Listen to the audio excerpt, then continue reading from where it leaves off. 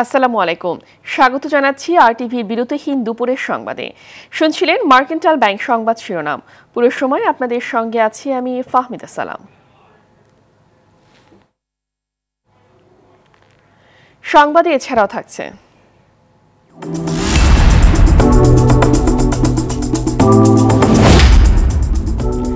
রাজধানীতে ফুটপাত দখলের মহোৎসব, পিছিয়ে নেই পুলিশ ও প্রশাসন, পথচারীদের দুর্ভোগ।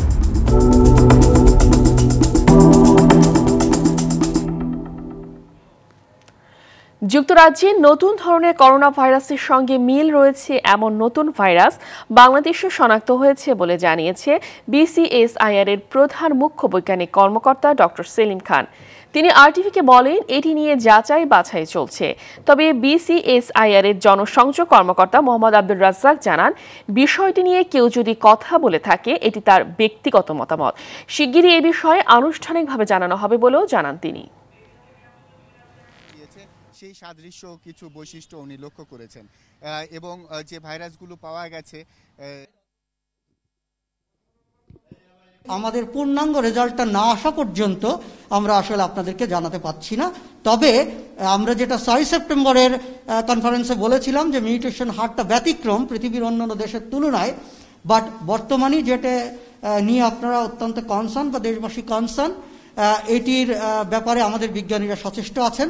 রেজাল্ট পাওয়া মাত্রই আমরা আপনাদেরকে জানাতে পারবো।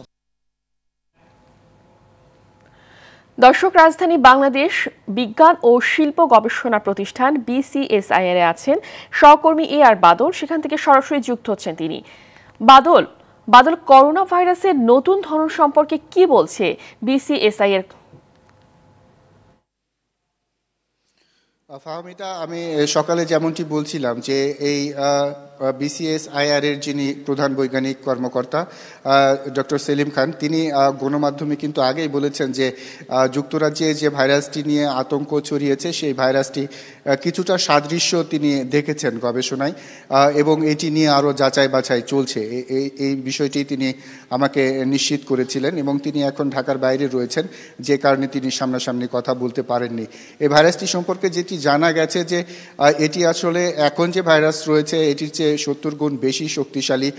তো এটি কিন্তু একটি ভয়ের বিষয় এবং যে টিকা আবিষ্কার করা হয়েছে যেটি নিয়ে কে কোন দেশ কতটা পাবে সেটি বলা হচ্ছে, সেই টিকা এই ভাইরাসের ক্ষেত্রে কতটা কাজ করবে সেগুলো কিন্তু এক রকমের একেবারেই ধোঁয়ার মধ্যে রয়ে গেছে, অনিশ্চয়তার মধ্যে রয়ে গেছে। তো এই ভাইরাসটি সম্পর্কে এখনও বিস্তারিত কিছু জানা যায়নি। আর ডক্টর সেলিম খান যেটি বলেছেন যে এটি নিয়ে এখনও যাচাই বাছাই চলছে, সঠিকভাবে কিছু এখনও বলা যাচ্ছে না আনুষ্ঠানিকভাবে। তো এই মুহূর্তে আমার সাথে রয়েছেন বিসিএসআইআর এর জনসংযোগ কর্মকর্তা আব্দুর রাজ্জাক। তার কাছে জানতে চাইবো যে বিসিএসআইআর এর বক্তব্য কি আসলে এই নতুন ভাইরাসটি নিয়ে। আপনারা জানেন যে বাংলাদেশ বিজ্ঞান ও শিল্প গবেষণা পরিষদ জিনোম সিকোয়েন্সের উপরে কাজ করছে এবং করোনা রোগী এবং তাদের তথ্য উপাত্ত নিয়ে ইতিমধ্যেই আমরা 2টি কনফারেন্স করে দেশবাসীকে জানিয়ে দিয়েছি আমাদের গবেষণার ফল। সর্বশেষ যেটি আমরা করেছিলাম 6 সেপ্টেম্বর, সেখানে আমরা আমাদের যে এই করোনা রোগীর মিউটেশন যে রেট সেটি আমরা ব্যতিক্রম দেখেছিলাম। বর্তমানে আপনি যেটি বলছেন এটি আমাদের একটি চলমান প্রক্রিয়া, গবেষণার অনেকটা শেষ পর্যায়ে আছে। আমরা আমাদের অফিসিয়ালি খুব শীঘ্রই আপনাদেরকে আমরা আমাদের তথ্যটা আপনাদের মাধ্যমে দেশ ও জাতিকে জানিয়ে দিতে পারবো। যে বিষয়টি গণমাধ্যমে এসেছে সেটি সম্পর্কে কিছু বলবেন? গণমাধ্যমে আপনারা কোথা থেকে পেয়েছেন আমরা জানি না। আমাদের অফিসিয়ালি আমরা এখনো পর্যন্ত আমাদের গবেষণার পূর্ণাঙ্গ রেজাল্ট না আসাতে আমরা কোনো ব্রিফ করিনি, আমরা জানিয়ে তবে আপনাদেরকে আমরা জানাচ্ছি যে আপনারা সহ সবাইকেই আমাদের রেজাল্টটা খুব শীঘ্রই আসবে, অ্যাজ সুন অ্যাজ পসিবল। আমাদের বৈজ্ঞানিকগণ অক্লান্ত পরিশ্রম করছেন দৃঢ়তার সাথে, সততার সাথে। খুব শীঘ্রই আমরা আপনাদেরকে এটা জানিয়ে দিতে পারবো। ধন্যবাদ আপনাকে। বলছিলেন আব্দুর রাজ্জাক, জনসংযোগ কর্মকর্তা। তো এই শীঘ্রই যখন ওনারা জানাবেন এই ভাইরাস সম্পর্কে আমরা আরও বিস্তারিত জানতে পারবো। তো ফাহমিদা, এই ছিল আমার কাছে এলিফ্যান্ট রোডের বিসিএসআইআর থেকে সর্বশেষ খবর। বাদল, আপনাকে ধন্যবাদ। এতক্ষণ রাজধানী বিসিএসআইআর থেকে জানাচ্ছিলেন সহকর্মী আর বাদল। শীত বাড়ার সঙ্গে সঙ্গে করোনা রোগীর ভিড় বাড়ছে কুমিল্লা মেডিকেল কলেজ হাসপাতালে। এরই মধ্যে প্রায় পূর্ণ হয়ে গেছে আইসিইউ ইউনিট। আর জেলাটিতে করোনা ভাইরাসের মৃত্যু এবং এবং আক্রান্তের সংখ্যা বাড়তে থাকায় চিন্তিত স্থানীয়রা। হাসপাতাল কর্তৃপক্ষ বলছে যে কোনো পরিস্থিতি সামাল দিতে সর্বাত্মক প্রস্তুতি নিয়ে আছে। কুমিল্লার স্টাফ রিপোর্টার গোলাম কিবরিয়ার তথ্যচিত্রে আরও জানাচ্ছে নুসরাত জাহান সিন্ধি। বাড়ছে শীত, সেই সঙ্গে বাড়ছে কুমিল্লা মেডিকেল কলেজ হাসপাতালে শ্বাসকষ্ট ও করোনা আক্রান্ত রোগীর সংখ্যা। দ্বিতীয় ধাপে আক্রান্তের সংখ্যা দ্রুত বাড়তে থাকায় এবং জেলায় একটি মাত্র করোনা চিকিৎসা কেন্দ্র থাকায় শঙ্কিত স্থানীয়রা। তারা জানায় শুধু কুমিল্লাই নয়, আশেপাশের জেলা থেকেও অনেক করোনা আক্রান্ত রোগী আসছে 500 শয্যা বিশিষ্ট কুমিল্লা মেডিকেল কলেজ হাসপাতালে।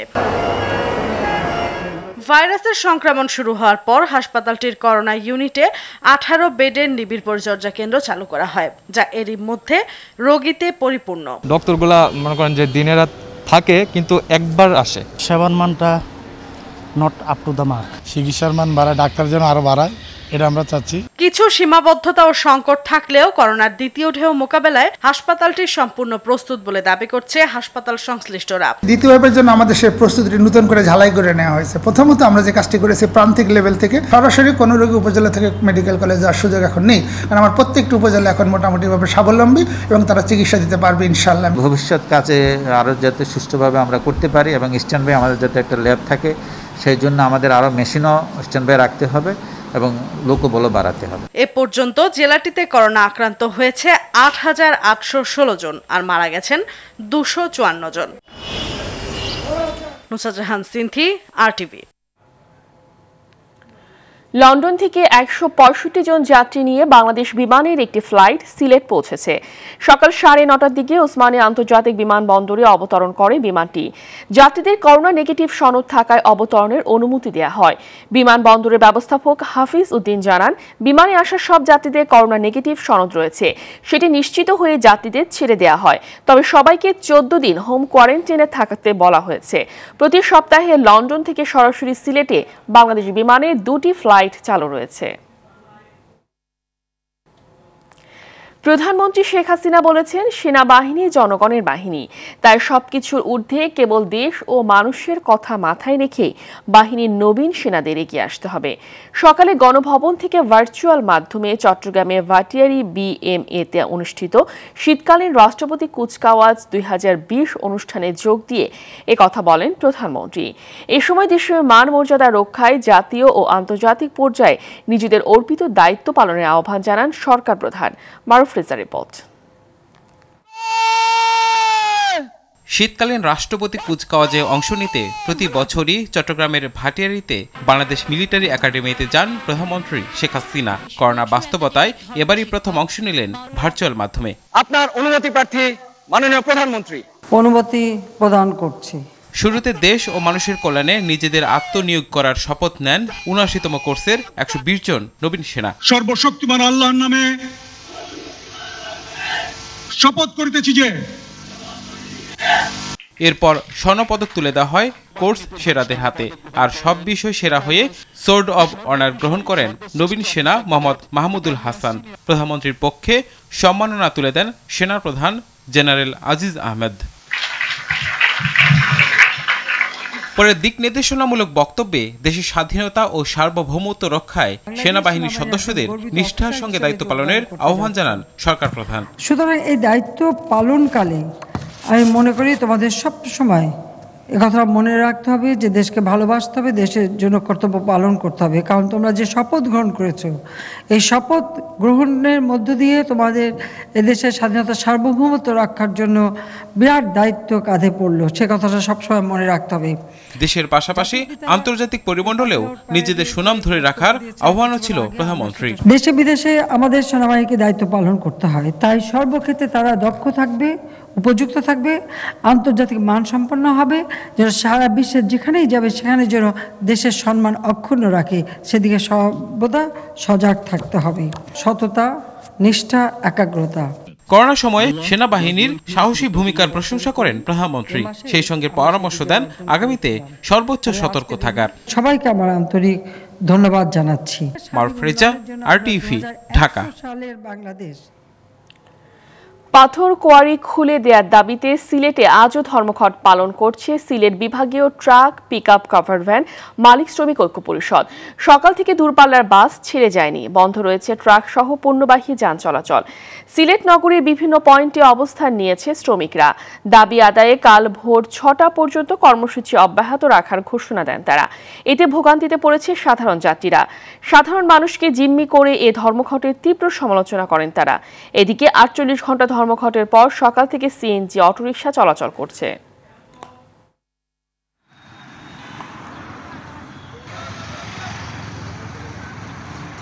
বাস পাচ্ছি না, এটা বিপদে আছে, একটা সমস্যা আছে, যাতায়াতের খুব সমস্যা হয়েছে। প্রায় ৩ ঘন্টা ধরে ওয়েট করতেছি, গাড়ি পাচ্ছি না। তো দাবি একটাই, আমাদের যে অচল কুয়ারিগুলো আছে কুয়ারিগুলো সচল করে দেওয়ার দাবি। এখন পর্যন্ত সরকার বা সংশ্লিষ্ট মহোদয় সিলেটের কোনো আশ্বাস আমাদের পাই নাই, বিধায় আমরা তৃতীয় দিনেও ধর্মঘট চলতেছে। দর্শক, এই মুহূর্তে সিলেট থেকে সরাসরি যুক্ত হচ্ছে সহকর্মী হোসাইন আহমেদ সুজাত। সুজাত, ধর্মঘটকারীদের সঙ্গে কি কর্তৃপক্ষের আলোচনা হয়েছে কিনা, কি বলছেন তারা? ফাহমিদা, সিলেটে কিন্তু আজকে ধর্মঘটের তৃতীয় দিন চলছে এবং এই তৃতীয় দিনেও কিন্তু সকাল থেকে সিলেটের এই কেন্দ্রীয় বাস টার্মিনাল থেকে কিন্তু বাংলাদেশের কোথাও কিন্তু কোনো ধরনের দূরপাল্লার বাস ছেড়ে যায়নি। যে কয়টি বাস আঞ্চলিক রোডে চলাচল করে, যে কয়টি বাস অন্য জায়গায় যেতে চেয়েছিল, সেখানে কিন্তু শ্রমিকরা আটকে দিয়েছে। এবং আমরা শ্রমিক নেতাদের সাথে কথা বলেছিলাম, তারা আমাদেরকে বলছেন যে তাদের যে এই যে আন্দোলন পাথর কুয়ারি খুলে দেওয়ার জন্য, তাদের এই আন্দোলনের যদি দাবিটা আদায় না হয় তাহলে কিন্তু তারা আগামীকাল ভোর ৬টা পর্যন্ত তাদের যে ঘোষিত কর্মসূচি, যেটি ৭২ ঘন্টার ধর্মঘট, সেটি তারা পালন করবেন। এরপরে কিন্তু তারা একটি মিটিং করবে এবং সেই মিটিংয়ে তাদের যেটি সিদ্ধান্ত হবে সেই সিদ্ধান্ত অনুযায়ী তারা ব্যবস্থা নেবে। তো এই ধর্মঘটের ফলে কিন্তু সিলেটের যারা সাধারণ যাত্রীরা রয়েছেন, বিশেষ করে যারা বিভিন্ন জেলায়, সিলেট থেকে বাংলাদেশের বিভিন্ন জেলায় যাতায়াত করে থাকেন, তারা কিন্তু চরম ভোগান্তিতে পড়েছেন। আমরা বেশ কয়েকজন যাত্রীর সাথে কথা বলছিলাম, তারা বলছেন যে এই যে আভ্যন্তরীণ রোডে গণপরিবহনগুলো চলাচল না করার কারণে কিন্তু তারা সিএনজি অটোরিকশা এবং মোটরসাইকেলের উপর নির্ভরশীল হতে হচ্ছে এবং সেখানে কিন্তু যেখানে ৫০ টাকার ভাড়া সেখানে কিন্তু ১০০ টাকা চাওয়া হচ্ছে। এর জন্য কিন্তু তারা চরম ভোগান্তিতে আছেন। তো পরিবেশ অধিদপ্তর যে পাথরকুয়ারি বন্ধ করে দিয়েছিল যে বোমা মেশিন ব্যবহার করার কারণে, এ বিষয়ে শ্রমিক নেতারা আমাদেরকে বলছেন যে তাদেরকে হাইকোর্ট একটি আদেশ দিয়েছে যে বোমা মেশিন নয়, সনাতন পদ্ধতিতে পাথর তোলা যাবে, তাদেরকে যেন সেই সনাতন পদ্ধতিতে পাথর তোলার অনুমতি দেওয়া হয় এবং যদি অনুমতি দেওয়া হয় তাহলে কিন্তু তারা সেই তাদের যে ধর্মঘটটি তুলে দিবে বা আগামীতে। সুজাত, আপনাকে ধন্যবাদ। এতক্ষণ সিলেট থেকে জানাচ্ছিলেন হোসাইন আহমেদ সুজাত। রংপুর চিনিকল সহ ৬টি চিনিকল চালু রাখার দাবিতে গাইবান্ধায় আধাবেলা হরতাল পালন করেছে শ্রমিক, কর্মচারী ও আখ চাষিরা। সকাল ৭টা থেকে মহিমাগঞ্জ বন্দর এলাকায় শুরু হওয়া হরতাল চলে দুপুর ১টা পর্যন্ত। এ সময় মহিমাগঞ্জ বন্দরে যান চলাচল ও দোকানপাট বন্ধ থাকে। সকালে মিল গেটে হরতালের সমর্থনে মিছিল সমাবেশ করেন আন্দোলনকারীরা। পরে তারা প্রায় ২ ঘণ্টা মহিমাগঞ্জ রেল স্টেশনের রেল লাইন অবরোধ করে রাখেন। দাবি মানা না হলে কঠোর আন্দোলনে যাওয়ার হুঁশিয়ারি দেন তারা। এদিকে রংপুরের শ্যামপুরে চিনিকল চালু সহ ৫ দফা দাবিতে আজও বিক্ষোভ করেছে শ্রমিক, কর্মচারীরা। মিল গেটে অবস্থান নিয়ে এই কর্মসূচি পালন করেন তারা। এ সময় মিলগুলো বন্ধ না করে সংস্কার ও আধুনিকায়নের দাবি জানান শ্রমিকরা। এই মিলি মারা করা হোক, না করা হয় তাহলে একটা জমি শুকায় যাবে, পরবর্তীতে অন্য ধরনের চাষ আছে, চাষটা ব্যাহত হবে। চাষি এবং শ্রমিকের দাবি যে এই বছর অন্তপক্ষে এখানেই মারাই হোক, যাতে এই কানামোনা শ্রমিকরাও এই চাকরি করতে পারে এবং চাষিরাও নিরবিচ্ছিন্নভাবে এই বছরে একটা দিতে পারে। আমাদের যে হরতাল আন্দোলন আছে, যে ডেট আছে ২৫ তারিখের মধ্যে, এই মিল চালু করা না হলে আমরা আমাদের জমিতেই আগুন লাগিয়ে দেব। রাজধানীর গুলিস্তানে ফুলবাড়িয়া মার্কেটের অবৈধ দোকান উচ্ছেদে অভিযান চালাচ্ছে ঢাকা দক্ষিণ সিটি কর্পোরেশন। সেখানে আছেন সহকর্মী জাহিদ রহমান, সরাসরি যুক্ত হচ্ছেন তিনি। জাহিদ, উচ্ছেদ অভিযান সম্পর্কে কি তথ্য আছে আপনার কাছে, আমাদেরকে বিস্তারিত জানান।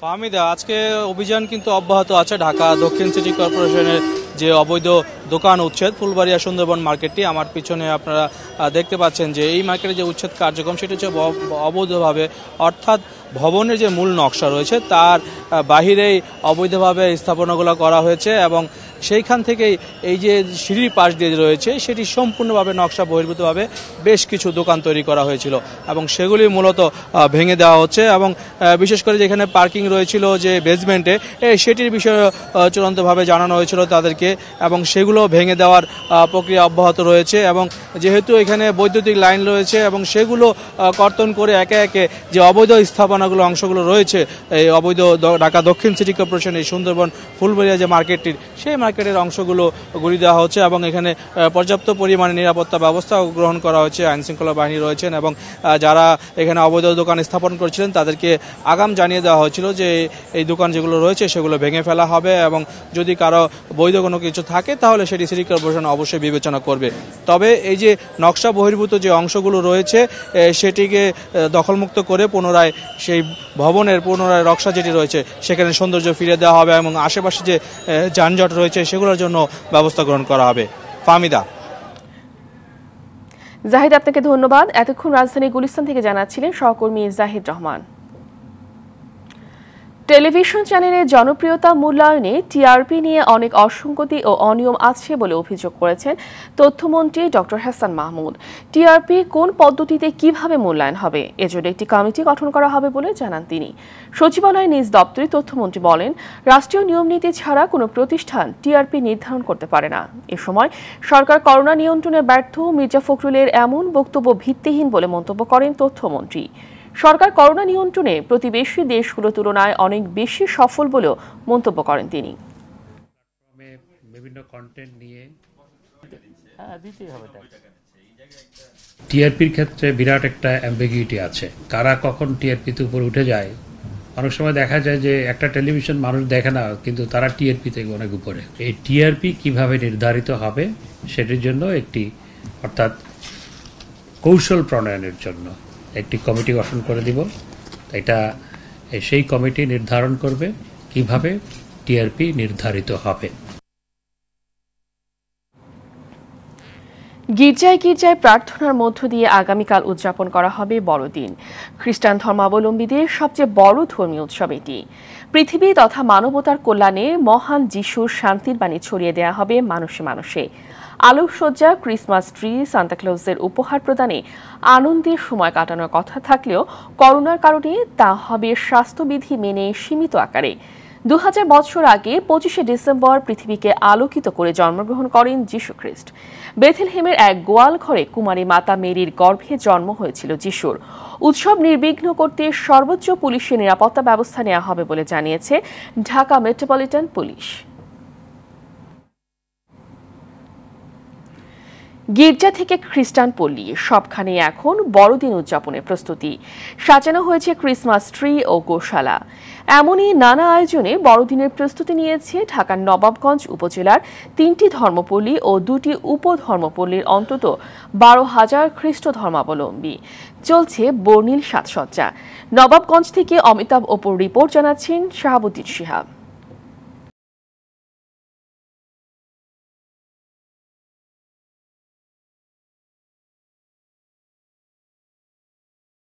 ঢাকার নবাবগঞ্জের প্রতিটি গ্রামে চলছে বড়দিনের নানা আয়োজনের প্রস্তুতি। উপজেলার হাসনাবাদ, গোল্লা, তুইতাইল, বক্সনগর ও সোনাবাজি সহ 22টি গ্রামে উদযাপিত হবে বড়দিন। প্রত্যেকের ঘর আমরা নতুন করে আবার সাজাচ্ছি, গোছাচ্ছি। বড়দিন হচ্ছে আমাদের সম্প্রীতির মেলবন্ধন। যিশু খ্রিস্টের শেখানো পথে আমরা চলি। আমরা হিন্দু, মুসলমান, খ্রিস্টান সবাই একসাথে বড়দিন উদযাপন করি। উৎসব আনন্দ নিজেদের মধ্যে সীমাবদ্ধ না রেখে জাতি, ধর্ম, বর্ণ নির্বিশেষে সবার মধ্যে ছড়িয়ে দেওয়ার প্রত্যয় খ্রিস্ট ধর্মাবলম্বীদের। আমরা অনেক পিঠা বানাই ঘরে ঘরে, পাকন পিঠা, কাটাকুলি পিঠা। এটা আমাদের মা বাবারা, পূর্বপুরুষেরা এটা চালিয়ে যাচ্ছিল, আমরা এখন চালিয়ে যাচ্ছি। বড়দিনের দিন আমরা সকালবেলা গির্জায় যাই, বাড়িতে এসে বড়দের কাছে আশীর্বাদ চাই। বড়দিনের শিক্ষায় আলোকিত হয়ে উঠবে সমাজ এবং অচিরেই করোনা মুক্ত হবে বিশ্ব, এমন বিশ্বাস ধার্মিকদের। করোনা ভাইরাস থেকে মুক্ত হতে পারে, স্বাভাবিক জীবনযাপন শুরু করতে পারে, সেটা আমাদের সবার প্রত্যাশা। প্রশাসন থেকেও বিভিন্ন নির্দেশনা দেওয়া আছে। আমরা স্থানীয় পর্যায়ে আমাদের কমিটি আছে যেন মানুষ নিরাপত্তা বজায় রেখেই এই অনুষ্ঠানে অংশগ্রহণ করে। বড়দিনকে সামনে রেখে শান্তিময় এক পৃথিবীর প্রার্থনা এখন সবার। শাহাবুদ্দিন শিহাব, RTV। রাজধানীতে ফুটপাত দখলমুক্ত করতে না পারার পেছনে আইনশৃঙ্খলা বাহিনীর দায়ও কোনো অংশই কম নয় বলে মনে করেন নগরবাসী।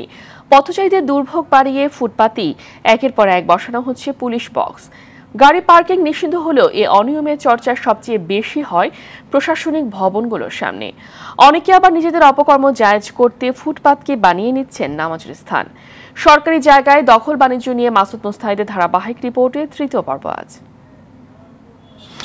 রাজধানীতে ফুটপাত দখলমুক্ত করার কাজে সমন্বয়হীনতা দিন দিন স্পষ্ট হয়ে উঠছে। একদিকে সিটি কর্পোরেশনের উচ্ছেদ অভিযান, অন্যদিকে ফুটপাত দখল করে একের পর এক বসানো হচ্ছে পুলিশ বক্স। জাতীয় প্রেস ক্লাবের সামনে নগরীর ব্যস্ততম তোপখানা রোডে পথচারীদের ঝুঁকিতে ফেলে এভাবেই দখল করা হচ্ছে ফুটপাত। যেহেতু এখান থেকে হচ্ছে এই কারণে ওনারা আবদার করছে আর কি, যাতে আমাদের একটা পুলিশ বক্স করে দেওয়ার জন্য। যারা আইন প্রয়োগকারী সংস্থা তারাই যদি ফুটপাত দখল করে তাহলে তো আমাদের জন্য সেটা আরো দুর্ভোগ। একই চিত্র কারওয়ান বাজারের ওয়াসা ভবনের সামনের ফুটপাতে। জীবন যুদ্ধে এখানে বাসের সঙ্গে টেক্কা দিতে হয় পথচারীদের। এ বিষয়ে ক্যামেরার সামনে কথা বলতে রাজি নয় পুলিশ। তবে ঢাকা উত্তরের মেয়র জানান, ফুটপাত থেকে পর্যায়ক্রমে পুলিশকেও সরিয়ে দেওয়া হবে। এই ঢাকা শহরকে সুন্দর করার জন্য শুধু পুলিশ বক্স কেন, থানায় যে গাড়িগুলো থাকে সে থানার বাড়তি যে গাড়ি যেগুলো আছে ওগুলো কিন্তু থানার বাইরে থাকে, কিন্তু সুতরাং টোটালটা একটা ম্যানেজমেন্টের মধ্যে নিয়ে আসতে হবে, ইনক্লুডিং পুলিশ বক্স সহ। দ্বৈত নীতির এই নগরীতে এত গেল পুলিশের কথা। বিলাসবহুল 5 তারকা হোটেল সোনারগাঁয়ের সামনে ফুটপাতে নামাজের স্থান বানিয়েছে বাংলাদেশ ট্যুরস রেন্ট এ কার অ্যাসোসিয়েশন। মসজিদ থাকতে এখানে কেন? মসজিদ অনেক দূরে, এখানে তো আমরা ব্যস্ততম সড়ক ও ফুটপাতে যত্রতত্র গাড়ি পার্কিং নিষিদ্ধ হলেও সচিবালয়ের আশেপাশে প্রশাসনিক ভবনগুলোর সামনে আইন না মানার প্রবণতা অনেকটাই বেশি। ফুটপাত ব্যবহার করার কোনো ওয়ে নাই তো, কারণ ফুটপাত সম্পূর্ণ দখল করে রাখছে বিভিন্ন দোকানপাট। ভবনের নিচে যতগুলো পার্কিং আছে তার চাইতে বেশি গাড়ি। পল্লী বিদ্যুৎ, ডেস্কো, ডেসা, সেডা এতগুলা গাড়ি আছে, পার্কিং নাই, বিল্ডিং পাস করছে, তাহলে এটা কি আমাদের দোষ? এমন জঞ্জালে অসহায় সিটি কর্পোরেশনও। সচিবালয়ের সামনে আপনি ভিতরে যে গাড়িগুলো আছে, বাইরে যে গাড়িগুলো আছে, সব গাড়িতে ভিতরে ঢুকতে পারে না, বাধ্য হয়ে কিছু গাড়ি আসতে হবে, কিন্তু আসতে হয়, কিছু করার নয়। আমাদের শহর ছোট, জনগণ বেশি। তাল লয় ছন্দহীন এমন নগরীর বেসামাল সুর ঠেকাতে প্রশাসনের তড়িৎ পদক্ষেপ চান নগরবাসী। মাসুদ মুস্তাহিদ, RTV, ঢাকা। বরিশাল মেট্রোপলিটন পুলিশের 17 সদস্যের ডোপ টেস্ট পজিটিভ এসেছে। এদের মধ্যে সরাসরি মাদক কেনাবেচায় জড়িত থাকায় 5 জনকে কারাগারে পাঠানো হয়েছে। চূড়ান্তভাবে চাকরিচ্যুত করা হয়েছে 4 জনকে। চাকরিচ্যুতের তালিকায় রয়েছেন আরও কয়েকজন। বিএমপির উপ কমিশনার আবু রায়হান মোহাম্মদ সালেহ জানান, গত 15 মাসের ডোপ টেস্টে 17 পুলিশ সদস্যের রিপোর্ট পজিটিভ হয়, তাদের বিরুদ্ধেও ব্যবস্থা নেওয়া হয়েছে। দর্শক, করোনা ভাইরাস নিয়ে আতঙ্কিত হবেন না, সতর্ক হন, নিজে পরিচ্ছন্ন থাকুন, মাস্ক পরুন, অন্যকে সচেতন করুন। এই সংকট মুহূর্তে প্রয়োজনীয় সব তথ্য নিয়ে আপনাদের পাশে আছে RTV। দুপুরের সংবাদ এ পর্যন্তই। RTVর সর্বশেষ সংবাদ জানতে যে কোনো মোবাইল ফোন থেকে 2414 নম্বরে ডায়াল করুন। আর মোবাইল ফোনের সংবাদ দেখতে অ্যাপ স্টোর, গুগল প্লে বা উইন্ডো স্টোর থেকে ডাউনলোড করুন RTV অ্যাপস। এছাড়াও তাৎক্ষণিক ও বিনোদন সংবাদ জানতে বিশ্বের যে কোনো প্রান্ত থেকে ভিজিট করুন rtvonline.com, facebook.com/rtvonline ও youtube.com/rtvdigitals। এখন থেকে RTVর সব বিনোদনমূলক অনুষ্ঠান দেখতে পারবেন RTV প্লাসে। ধন্যবাদ সবাইকে।